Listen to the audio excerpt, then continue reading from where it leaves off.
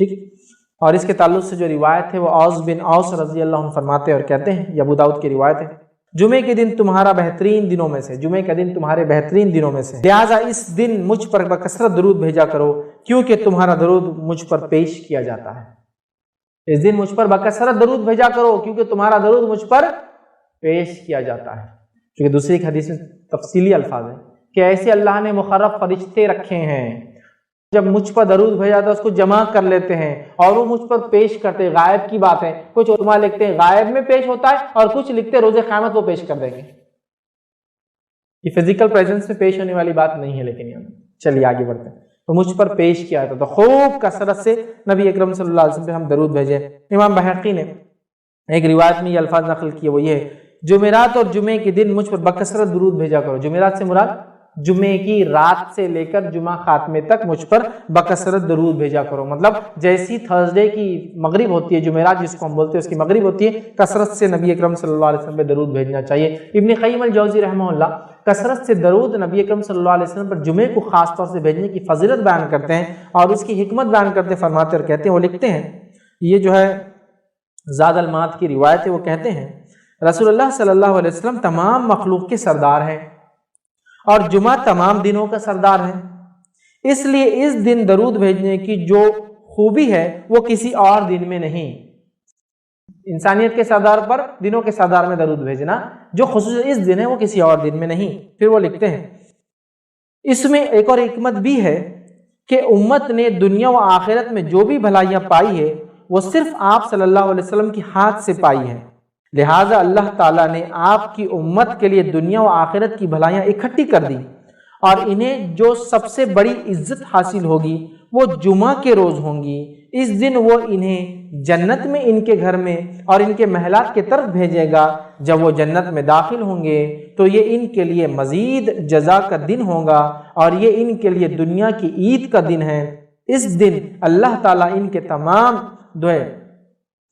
درخواستوں اور ضرورتوں کو پورا کرتے ہیں اور کسی سائل کو رد نہیں کرتے۔ مسلمانوں کو ان ساری باتوں کا علم آپ صلی اللہ علیہ وسلم کے ہی توسط سے جو ہے حاصل ہوا ہے، لہٰذا اللہ تعالیٰ کی حمد و شکر اور آپ صلی اللہ علیہ وسلم کے حق کی تھوڑی سی ادائیگی کا یہ تقاضا ہے کہ ہم اس دن اور اس کی رات آپ پر بکثرت درود بھیجیں۔ ٹھیک ہے، جمعہ کا دن سردار، نبی اکرم صلی اللہ علیہ وسلم سردار، جمعہ کے دن ہم جنت میں داخل ہوں گے جو سب سے بڑی ہمارے لیے کامیابی ہے۔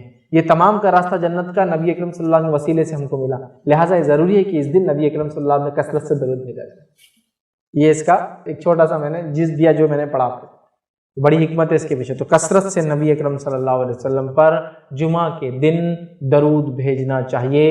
سب سے افضل درود جو نبی اکرم صلی اللہ علیہ وسلم پر بھیجا جا سکتا ہے وہ کون سا ہے؟ درود ابراہیمی، وہ درود جو آپ اور میں کس میں پڑھتے ہیں؟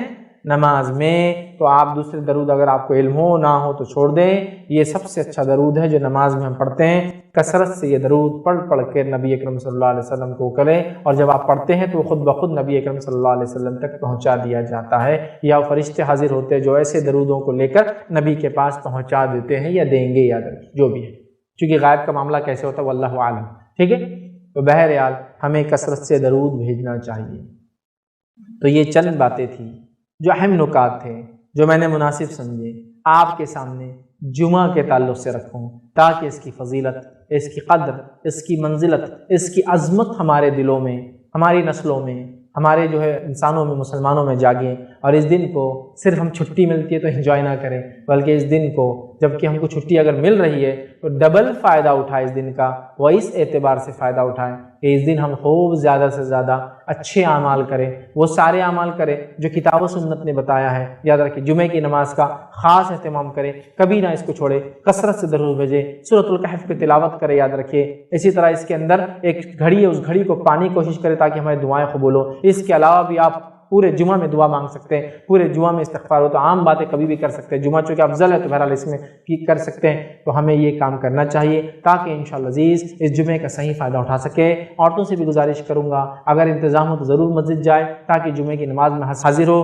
تاکہ دین کا علم سیکھے، اجتماعیت سے جڑے، تاکہ ایک شعور امت کے اعتبار سے ہمیں جاگے، ورنہ امت کا شعور نہیں، ہر کوئی انڈیویجول لائف گزار رہا ہے عورتوں میں خاص طور سے، تو امت کا ایک شعور جاگے، اور انتظامیہ سے کہوں گا عورتوں کے لیے بھی نظم کرے، چونکہ نماز جمعہ کے اندر سب سے افضل اعمال میں سے ایک سب سے عظیم عمل ہے۔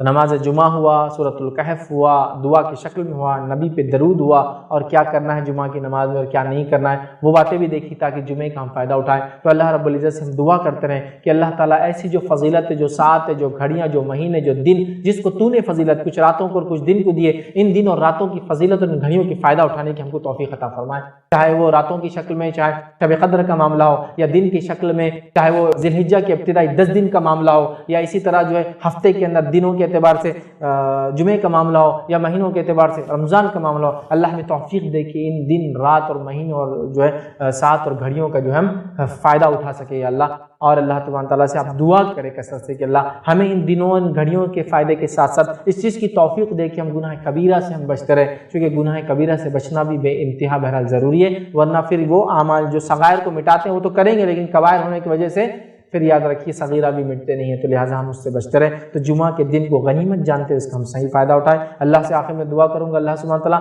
ہم تمام کو جمعے کی فضیلت سمجھتے ہوئے اس کا صحیح فائدہ اٹھانے کی توفیق عطا فرمائے، ہم تمام کو جو ہے ایسی تمام چیزوں کی اللہ توفیق دے فائدہ اٹھانے کی جس کو تو نے خاص فضیلت بہرحال بخشی ہے، چاہے دنوں چاہے راتوں کے اعتبار سے، مہینے ہو یا گھڑیوں کے اعتبار سے ہو، ہم تمام کو جو ہے جمعے کی فضیلت اور عظمت سمجھ کے اس کا فائدہ اٹھانے کے ساتھ ساتھ اپنے اہل و عیال بچوں کو بھی اس کی اہمیت سمجھانے کی توفیق عطا فرمائے، کتاب و سنت کا سمجھنا اور عمل کرنا ہم پہ آسان کرے، جب تک ہمیں زندہ رکھے اسلام اور ایمان پر زندہ رکھے، خاتمہ ایمان پر ہو۔ جمعہ کی فضیلت، جمعہ کے دن کی فضیلت کیا ہے، آئیے وہ دیکھتے ہیں تاکہ ہمیں پتہ چلے۔ جمعہ کا دن جو ہے یہ سب سے افضل دن ہے تمام ایام میں، تمام دن جتنے نکلتے ہیں جس پہ سورج ابھرتا ہے ان میں سب سے افضل دن وہ جمعہ کا دن ہوتا ہے، اور نبی اکرم صلی اللہ علیہ وسلم نے صحیح مسلم کی روایت اس کی اہمیت اور فضیلت یوں بیان کی اور فرمایا خیر یوم طلعت فیہ الشمس یوم الجمعہ، جمعہ کہ جن ایام پر، جن روز پر، جن دنوں پر سورج نکلتا ہے اس میں سب سے بہتر دن جو ہے وہ جمعہ کا ہے جس پہ سورج نکلتا ہے، یہ عام زبان میں سب سے افضل دن دنوں میں جمعہ کا دن ہے۔ وَفِيهِ خلق آدم علیہ السلام، اور اسی دن اللہ رب العزت نے آدم علیہ السلام کی تخلیق کی، مطلب انسانیت کی ابتدا بھی اسی دن سے ہوئی، اور آدم علیہ السلام کو اللہ نے اسی دن بنایا۔ پھر فرمایا وَفِيهِ أَدْخِلَ إِلَى الْجَنَّةِ وَفِيهِ أَخْرِجَ مِنْهَا، اور اسی دن اللہ نے، جمعہ کا ہی دن تھا جب آپ جنت میں داخل ہوئے، اور وہ جمعہ کا ہی دن تھا جب اس جنت سے نکالے گئے۔ پھر فرمایا وَلَا تَقُومُ السَّاعَةُ إِلَّا فِي يَوْمِ الْجُمُعَةِ، اور قیامت نہیں قائم ہوں گی مگر وہ دن بھی جمعہ کا ہی ہوگا۔ تو دیکھیے جمعہ کی کتنی فضیلت ہے کہ جمعہ کا دن سب سے افضل دن ہے جن پر سورج نکلتا ہے، جمعہ کے دن ہی آدم علیہ السلام پیدا کیے گئے، جمعہ کے دن ہی جنت میں داخل ہوئے، جمعہ کے دن ہی جنت سے نکلے، مطلب توبہ قبولی بھی اور دنیا میں آئے، اور جمعہ کے دن ہی کیا ہوگا، قیامت قائم ہوں گی، ہے نا، اس لیے کہ یوم الجمعہ وہ جمع ہونے کا دن ہے، اور ظاہر سی بات ہے قیامت بھی جو ہے جمع ہونے کا ایک دن ہے جس روز ساری انسانیت اٹھا کر ایک میدان میں جمع کر دی جائیں گے نا۔ تو دیکھیے جمعہ کی اس سے بہرحال فضیلت پتہ چلتی ہے، اور بھی کئی فضیلت یاد رکھیے جمعہ کی اس طرح سے آتی ہے، اتنا وقت نہیں کہ تمام فضیلت رکھو، لیکن یہ ایک فضیلت سے بات سمجھ میں آ جاتی ہے، اس کی نماز سے بات پتہ چل جاتی ہے، اس میں خطبہ دیا جاتا ہے اور کچھ نہ کچھ الگ اور ہٹ کر ہوتا ہے، اور اس کے علاوہ بہت سارے احکامات اس دن یا بہت سارے باتیں جو یاد رکھنے کے لیے کہا گیا، کرنے کے لیے کہا گیا، اس سے بھی سمجھ میں آتا ہے جمعہ کی کتنی زیادہ فضیلت ہے۔ آئیے اسی طرح جمعہ کے دن کیا اس کا ادب رکھیں، اور جمعہ کے دن کیا اعمال، اس کی الگ کر کے کہا کہ تم سیاست کو چھوڑ دو، الگ ہو جاؤ، تو انہوں نے ڈیمانڈ کیا تو ان کو ایک ملک ہی بنا کے دے دیا گیا جو دنیا کا سب سے چھوٹا ملک ہے، اس کو بولتے ہیں ویٹیکن سٹی، چونکہ ظاہر سی بات ہے ان کو وہ ذہنی طور سے بھی رکھنا تھا کہ ٹھیک ہے آپ کو ایک الگ ہی ملک بناتے ہیں، اس کی کرنسی بھی اپنی ہے، اس کا اسٹیمپ بھی اپنا ہے، اور دنیا کا سب سے چھوٹا ملک ہے، آدھے میل بائی آدھے میل کا وہ ملک ہے، یاد رکھیے، مطلب بمشکل 700 میٹر بائی 700 میٹر کا پورا کنٹری یاد رکھیے، اس کو بولتے ہیں ویٹیکن سٹی، اٹلی کے اندر آتا ہے۔ تو اس کو سیاست سے الگ کر دیا، مذہب اس کو رہنما کر دیا، تو پورے کیتھولک چرچ اس کو آج بھی مانتا ہے۔ مطلب یہ کہ اگر اس نے کہہ دیا کہ فلاں چیز ہو تو سارے لوگ بعمل ہو جاتے ہیں، تو ایٹ لیسٹ ان کے پاس ایک ریلیجیس لیڈرشپ ہے. آپ کے پاس بتائیے کون سی لیڈرشپ ہے؟ اگر آپ یہ کہتے ہیں کہ ہم جو حرم کے امام کو جو لیڈر مان لیں گے تو ہم میں سے تو ایک بڑا طبقہ کہتا ہے وہ تو کافر ہے, تو وہ ظاہر سی بات ان کی لیڈرشپ کیسی ہوں گی؟ ایک بڑا مسلمانوں کا طبقہ کہتا ہے کہ ان کے پیچھے تو نماز ہی نہیں ہوتی, حج عمرے کو جاتے ہیں تو الگ سے نمازیں پڑھتے ہیں, تو اب وہ لیڈرشپ بھی فیل ہو گئی. اب کس کو آپ لیڈر مانیں گے؟ مطلب ویٹیکن سٹی ان کا ایک چرچ ہے, اس کی ایک بہت مقدس جگہ ہے ان کے اعتبار سے, تو وہ اس کے لیڈر کو دنیا کا عالمی لیڈر مانتے ہیں. آپ کے پاس کیا ہے؟ آپ تو حرم کے امام کو مسلمان نہیں ماننے کو تیار ہے, اکثر لوگ ان کے پیچھے نماز نہیں ہوتی, وہ تو فلاں ہے. اور مطلب آپ کا اور ہم امت مسلمہ اکثریت کا یہ کہنا ہے کہ نعوذ باللہ اللہ تعالیٰ اپنے گھر کی بھی حفاظت نہیں کر پایا اور وہاں ایسے لوگوں کو مسلط کر دیا جن کے پیچھے میری نماز ہی نہیں ہوتی ہے. اللہ اللہ, اب کیا کریں گی امت بتائیے؟ تو امت کا یہ حال ہے. تو یہ ہوا ریلیجیس لیڈرشپ کا. اب سیاسی لیڈرشپ تو مجھے بتانے کی ضرورت نہیں آپ کو. عالمی سطح پر کس کو بتائیں گے آپ کہ یہ ہمارا رہنما ہے؟ میں دیگر دنیا کے ممالک کے 50 بڑے بڑے ایسے اشخاص کے نام لے سکتا ہوں کہ آپ کہیں گے ہاں یہ عالمی لیڈر ہے. ان کو دیکھ کے لگتا ہے کہ ملک اور ملت کے لیے انہوں نے اور اپنے اسٹیٹ کے لیے کچھ نہ کچھ کیا. ایک فہرست ہے بھائی, ایک لمبی, مطلب اتنی لمبی ہے یہود و نصارہ کی اور دیگر اقوام عالم کی کہ میں اس کو گنا بھی نہیں سکتا ہوں. آپ کو ایسا بتائیے چلیے مسلمان دنیا کے اندر, عالم اسلام جس کو عام زبان میں کہتے ہیں, مسلم دنیا کے اندر, جس کے اندر کم و بیش 50 سے زائد 56 سے 57 ملک ہیں, ان 56 سے 57 ملک کا ایک رہنما بتائیے جس کو آپ کہیں گے یہ ہمارا پولیٹیکل لیڈر ہے, یا یہ سیاسی فکر ہم سمجھتے ہیں اور یہ سیاسی فکر صحیح ہے. بتائیے آپ. ہر طبقہ دوسرے طبقے کو جو ہے کافر, منافق اور ان کے پیچھے تو نہیں چلا سکتا. تو آپ کے پاس نہ ریلیجیس لیڈرشپ باقی رہی, نہ سوشو پولیٹیکل لیڈرشپ باقی رہی. مطلب وہ رہنمائی یا وہ لوگ جو جن کو آپ سوچیں کہ ہاں یہ سوچتے ہمارے بارے میں اور یہ چاہتے ہیں, بلکہ عالمی سطح پر ہمارے ممالک کا یہ حال ہے. یہ تھنک ٹینک نہیں ہونے کا نتیجہ یاد رکھیے. نبی اکرم صلی اللہ علیہ وسلم, خلفاء راشدین, صحابہ کا دور 110 ہجری تک چلا, یاد رکھیے. صحابہ کا دور, تابعین کا دور, کم 250 سال, اس کے تبع تابعین کا دور یاد رکھیے. ان ادوار کے اندر آپ دیکھیں گے مسلمان دنیا کے لیڈر تھے, یہ پالیسی میکر تھے, دنیا ان کے مطابق چلتی تھی, یہ دنیا کے حاکم تھے. یاد رکھیے دنیا جو بستی تھی اس زمانے میں وہ میجر حصہ ان کے پاس تھا, مطلب جس پہ دنیا بستی تھی, ہیومن سیویلائزیشن جہاں جہاں تھی, جہاں بستی تھی, وہ سب ان کے کنٹرول میں تھا. یاد رکھیے سمجھ لیجئے آپ صلی اللہ علیہ وسلم دنیا جانے کے 200 سال بعد کا یہ حال ہے. اور وہاں سے پھر وہی سلسلہ الحمدللہ تقریباً 15ویں 16ویں صدی تک چلا. اس کے بعد زوال کا دور چالو ہوا, پھر یورپین سائروں نے کولونائزیشن کیا اور پھر مسلمان ممالک کو ٹکڑے ٹکڑے کر کے بانٹ دیا, تم یہ لے لو, تم وہ لے لو, تم وہ لے لو. مطلب مسلمانوں کی جان مال عزت اور ممالک جو ہے یہ ایک کیک کی مانند تھا, جو آ رہا ہے بس کاٹ رہا ہے, جتنا حصہ لینا چل تو کالے, اتنا حصہ اس کو دے دے, بچاؤ پھینک ڈالو, ان کی ضرورت نہیں. یہ حال کیا پھر. یاد رکھیے ہم بھول گئے, یاد رکھیے سب بھول گئے. یاد رکھیے کوئی لیڈر نہیں ہے, کوئی لیڈرشپ نہیں ہے, نہ کوئی ریلیجیس لیڈرشپ ہے, نہ کوئی سوشل لیڈرشپ ہے, نہ کوئی پولیٹیکل لیڈرشپ ہے, کچھ بھی نہیں. یاد رکھیے ہمارے پاس کیوں امت اس حالت میں پہنچی. یاد رکھیے کیسے اس حالت کو دور کیا جائے, فیوچر پلاننگ کیسی کریں گے امت, بتائیے کل کیا ہونے والا, آپ کیسے وہ کریں گے. فلاں مسئلہ آ گیا, کسی کو پتہ بھی نہیں مسئلہ کیا ہے, تعجب کی بات یہ ہے, اب کیسے سمجھائے. مذہبی رہنماؤں کو جا کے بیٹھ کر بتانا پڑ رہا ہے, اس کا بھی بیٹھنے کا ایک طریقہ ہی بھائی, شیخ کے پاس بیٹھنے کا طریقہ رہتا ہے, دو جان ہو کر بیٹھنا, عزت کے ساتھ بیٹھنا, احترام کے ساتھ بیٹھنا, ان کے وقت کے ساتھ بیٹھنا, ان کے سامنے جا کے بیٹھنا, نظروں کو نیچی رکھنا, پھر انہیں وقت دینا, پھر آپ نے ان کو مسئلہ سمجھانا کہ اب انہوں نے فیصلہ لینا اگلا کیا کرنا ہے. تو اگلا آدمی خود بولتا ہے یہ کیا فیصلہ دیں گے ہم آدمی میرے, جس کو مسئلہ سمجھانے کے لیے مجھے 4 گھنٹے 40 دن لگے, پہلے جا کر ٹائم لے کر 4 گھنٹے میں سمجھا پائے, تب بھی ان کو سمجھا اچھا ٹھیک ہے آپ بول رہے تو ہم بول دیتے ہیں. کیا فیصلہ ہوگا میں نہیں سمجھ پاتا ہوں امت کا, ان کا مستقبل کا, سیاسی حالات کا, سماجی حالات کا, ٹیکنالوجی وائز جو حالات آ رہے ہیں, چلو باقی چھوڑ دو, سائنس اور ٹیکنالوجی کی ترقی کہاں پہنچ رہی ہے. یاد رکھیے اب کیسے آپ کو کوئی گائیڈ کرے گا کہ کل جو آنے والی ٹیکنالوجی اس میں حلال و حرام کیا ہے. کھانے پینے سے لے کر دوائیوں سے لے کر ہر چیز میں ٹیکنالوجی کس لیول پر جا رہی ہے آپ سوچ بھی نہیں سکتے. مطلب جو چیزیں پہلے سمجھ میں نہیں آتی, دکھتی نہیں تھی, وہ آپ محسوس کر سکتے ہیں. جو پہلے آپ مثال لے لیجئے میرے, آپ نے انگور کھایا, اس سے پہلے آپ بیج والا انگور کب کھایا تھا آپ نے سے پہلے, آپ سمجھے نا. تو سائنس اور ٹیکنالوجی کہاں جا رہی ہے. یاد رکھیے آپ نے سنترا اور موسم بھی تو کھائی تھی, لیکن اس کے بیچ کے کتنے فروٹس آ گئے, کتنے, کسی کینو بولا جا رہا ہے کہ سنترے کی طرف زیادہ, موسمی کی طرف کم پھل ہے. یہ سب سائنس ٹیکنالوجی کا نتیجہ ہے کہ کئی الگ الگ پھلوں کو ملا کر اگلے پھل دے رہے.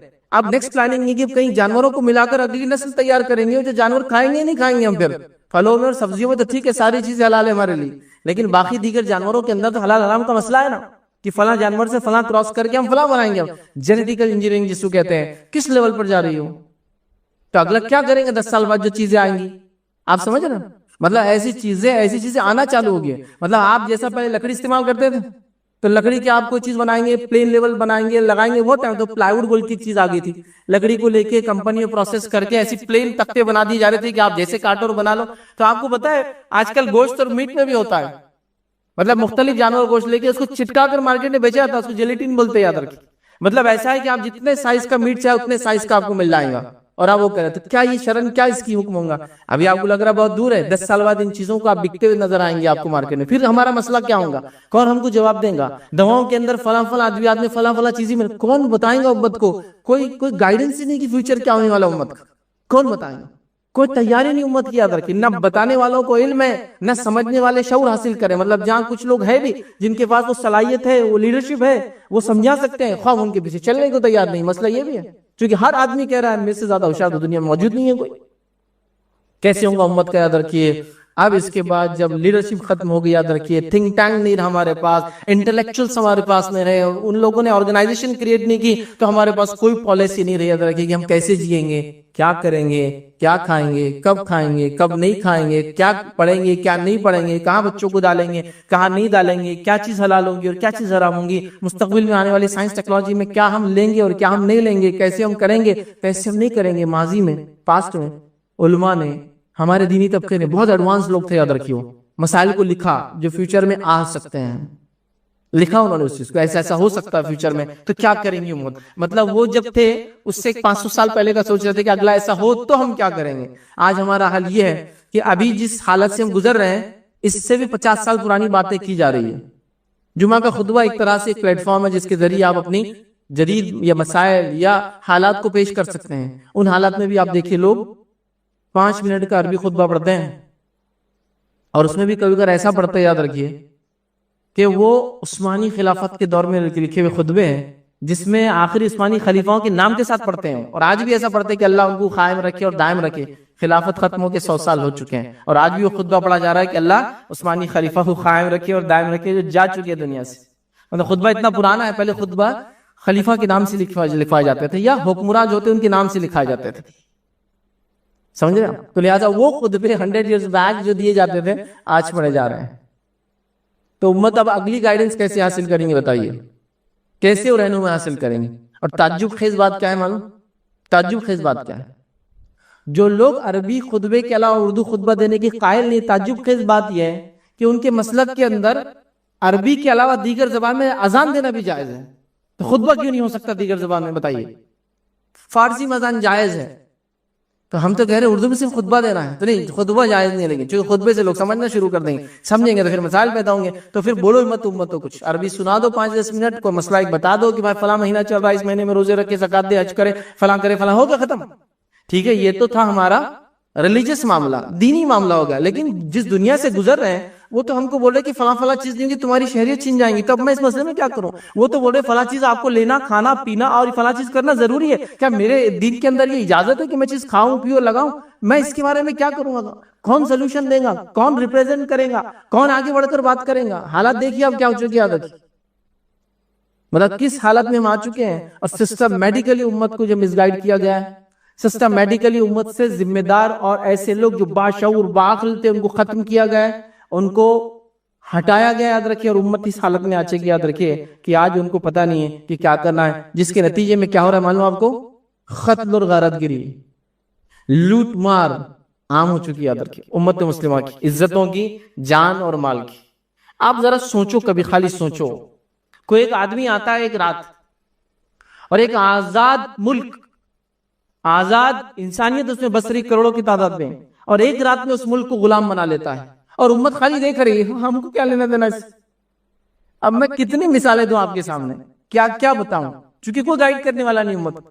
2008 ہے, ایک رات ہے, ملک آزاد سو رہا ہے, دوسری صبح اٹھتا ہے فجر میں تو غلام اٹھتا ہے. عراق غلام بنا دیا ایک ملک, اور آپ خاموش بیٹھے تھے. آپ کو لگا کیا ہوتا ہے, آپ کو اس میں اشارہ تھا کہ ہم کیا کر سکتے ہیں تمہارے ساتھ. تمہارے پاس نہ کوئی ریلیجیس لیڈرشپ ہے, نہ پولیٹیکل لیڈرشپ ہے, نہ تم کچھ دھکا لگا سکتے ہو. سسٹمیٹیکلی پھر ایک کے بعد ایک ملک آپ کے سامنے برباد ہوئے, جان اور مال اور عزت کتنی لوٹی, صرف اندازہ لگائیے نا, اندازہ لگائیے. عراق کے اندر صرف دوا نہ ملنے سے, ایمبارگو کی وجہ سے, دوا ہوتی ہے نا, میڈیسن, ویکسینیشنز, نہیں ملنے کی وجہ سے. یہ خود امریکن ریکارڈ بتا رہے ہیں 2 ملین سے زیادہ بچے مرے ہیں, 20 لاکھ سے زیادہ بچے صرف انجیکشنز جو ضروری ہے میڈیسن کے لیے نہ ملنے سے مرے ہیں. یہ قومیں جو ہم کو سکھا رہی ہے کہ ہم انصاف کے علمبردار ہیں, یہ 20-20 لاکھ بچوں کو صرف اپنی خواہشات کے لیے مار دیتی ہے. ہم لوگوں کو کیا پرواہ ہے, اللہ تو ہے نا, بس صحیح بات ہے, اللہ ہے, میں کہاں نہیں بول رہا ہوں, لیکن کیا یہ زندگی ہے؟ کیا اس کو جینا بولتے ہیں آپ کو؟ سپریم کورٹ کا ایک ڈیسیجن آیا تھا, ایک مسئلہ تھا, کاسٹ کا ایک ایشو تھا, تو کسی نے ایک کیس ڈالا تھا کہ فلاں آدمی نے, ہائی کاسٹ نے میرے ساتھ فلاں کیا, تو سپریم کورٹ نے ایک بڑا اچھا ڈیسیجن کیا تھا. اس نے یہ کہا تھا زندہ رہنا کوئی خاص بات نہیں ہے, ایک ڈگنیفائڈ لائف, عزت کے ساتھ جینا یہ اصل جینا ہوتا ہے. چونکہ ذات پات کے نظام میں عزت نہیں ملتی انسان, تو خالی جینا نہیں. اگر کوئی کہ ہم تو تم کو زندگی دے رہے نا, لیکن گالی دے کر کھانا دیتے ہیں, گالی دے کر محنت لیتے ہیں, گالی دے کر جو پھر ہمارے محنت کا بدلہ دیتے ہیں, تو یہ کوئی عزت والی زندگی ہوئی؟ تو اس نے کہا نہیں, جینا اصل نہیں ہے, ڈگنیفائڈ لائف ہونا چاہیے, عزت کے ساتھ جینا اصل ہے. تو آپ دیکھیے جب یہ نہیں ہوتا ہے تو قتل گیری کیسی مچتی ہے, اور جان مال اور عزت آبرو کیسی لٹتی ہے. میں آپ کو ایک فہرست بتا سکتا ہوں. یہ تو وہ ہے جو آپ نے, میں نے دیکھا بہت سارے لوگ اس میں ہو سکتا پیدا ہو گئے اس زمانے میں. اس سے تھوڑا سا آگے چل جائے, یورپین ممالک کا اگر حال لے, بوسنیا, کبھی سنا تھا آپ نے وہ ملک کا نام؟ ابھی تو خیر آزاد ملک ہو چکا ہے, اسٹیٹ بن چکا ہے. کیا کچھ حال نہیں ہوا تھا وہاں, کس قسم کی جو ہے بربریت اور کس قسم کے حالات سے وہ ملک گزرا تھا, اور کیسے مارا گیا کہ 80,000 مردوں کو ایک ہفتے کے اندر مارا گیا تھا. 80,000 میل. یورپ کے ممالک میں یاد رکھیے 15-20 لاکھ پوری آبادیاں ہوتی ملک کی, 80,000 مردوں کو مارا گیا, اور سب مسلمان تھے جو بوسنیا کے رہنے والے تھے, جن کو ایک مخصوص قوم نے صرف قومی تعصب میں مارا تھا. نہیں معلوم. تو یہ ہوتا ہے جب آپ کے پاس تھنک ٹینک نہیں ہوتا ہے, ایسا ایک گروہ نہیں ہوتا ہے جو گروہ اپنے اندر یہ صلاحیت رکھتا ہو کہ قوم پہ نظر رکھے, قوم کیا کرنا ہے آگے اور ابھی کس دور سے گزری کیا کرنا بتائے. اور ایسی چیزوں کو جب ہٹا دیا جاتا ہے تو پھر آپ سب الگ الگ ہو جاتے ہیں, ایک فرد الگ الگ ہو گیا. اب کیا طاقت ایک فرد کی مجھے بتائیے. ملک ایسے پھر اکھڑتے ہیں ایک کے بعد ایک. عراق ہے, شام ہے, مطلب جس کو سیریا کہیں گے, اس کے بعد لبنان ہے یاد رکھیے, اور اس کے بعد بہرحال ایک فہرست ہے آج کے دور میں. فلسطین کا حال لے لیجئے, خاص طور سے اس کے ساؤتھ کے حصے غازہ کا حال لے لیجئے, اور اس کے علاوہ ابھی کئی چیزیں, مطلب ہمارے پڑوس میں جو میانمار ہے, روہنگیا مسلمانوں کا مسئلہ لے لیجئے, تو ادھر جو ہے شام سے لوگ جو گئے, مطلب کیا کیا نہیں ہوا یاد رکھیے. مطلب ایسی حالت ہے کہ لوگوں نے, مطلب یہ گواہی آپ بھی دے سکتے ہیں, لوگوں نے لوگوں کی لاشوں کو لے کر دفنایا, لیکن زندہ رہتے ہوئے اپنی زمین پہ اترنے نہیں دیا, اس لیے کہ پاسپورٹ کا مسئلہ تھا.